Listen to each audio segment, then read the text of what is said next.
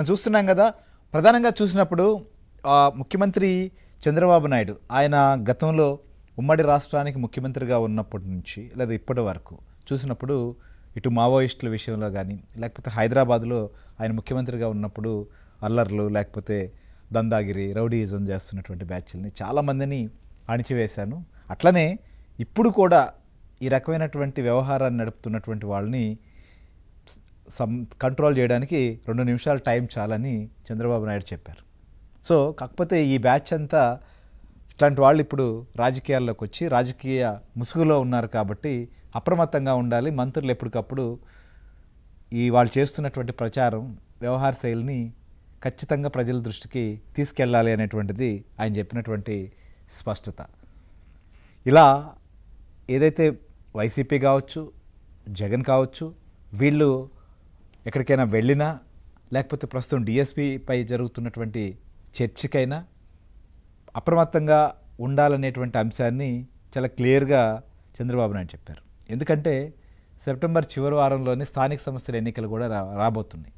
ఈలోపు ప్రజల్లోకి ఇలాంటి విషయాలను తీసుకెళ్లేందుకు వైసీపీ ఏదో ఒక కార్యక్రమాన్ని పెట్టుకోవడం, ఆ రకంగా జనాల్లోకి ఈ విషయాలపైన ప్రచారం చేసేటువంటి ప్రయత్నం జరుగుతూ ఉంది. మనం చూసాం ఇటీవల కాలంలో ప్రభుత్వం 2 ఏళ్లలో ఏం చేశాము అనేటువంటి విషయాల్ని జనంలోకి తీసుకెళ్లేటువంటి ప్రయత్నం చేస్తున్నప్పుడే ఇంకోవైపు వైసీపీ డిఎస్సి ఇష్యూ కావచ్చు, లేకపోతే మత్స్యకారులకు సంబంధించిన అంశం అని, లేకపోతే అప్పలరాజు పరామర్శ పేరుతో, లేదా పొగాకు రైతులను ఆదుకుందాం అని పేరుతో ఇట్లా ఏదో ఒక ఇష్యూని తీసుకొచ్చి ఆ అంశాన్ని డైవర్ట్ చేయడం ఇలా వ్యవహరిస్తోంది అనేటువంటిది ముఖ్యమంత్రి చంద్రబాబు నాయుడు స్పష్టంగా గమనించడమే కాదు, దీనిపైన ఆయన సీరియస్గా ఉండి అందుకోసమనే ఇవాళ నిన్న జరిగినటువంటి యాత్ర అక్కడ జరిగిన పరిణామాలపైన వెంటనే హోంమంత్రి అనిత గారు కూడా ప్రస్తుతం మీడియా ముందుకు వచ్చి మాట్లాడుతున్న పరిస్థితి. ఎందుకంటే ఏం జరిగింది, అసలు అక్కడ జరిగినటువంటి విషయం ఏంటి, నిజంగా రైతులని సంబంధించిన బాధ ఏంటి, ఇబ్బంది ఏంటి విన్నారా, లేకపోతే రైతుల కోసం వచ్చారా, లేకపోతే రైతుల కోసం వస్తే అక్కడ తొక్కేయడం ఏంటి, అక్కడ ఇబ్బంది కలిగించడం ఏంటి, ఇవన్నిటినీ కూడా పబ్లిక్లోకి తీసుకెళ్ళాలి అనేటువంటిది చాలా క్లియర్గా ఉన్నారు. సో మొత్తానికైతే మాత్రం లోకల్ బాడీ ఎలక్షన్స్ కూడా రాబోతున్నాయి. అది సెప్టెంబర్లోనే వీటికి సంబంధించినటువంటి ముహూర్తం కూడా ఖరారైంది.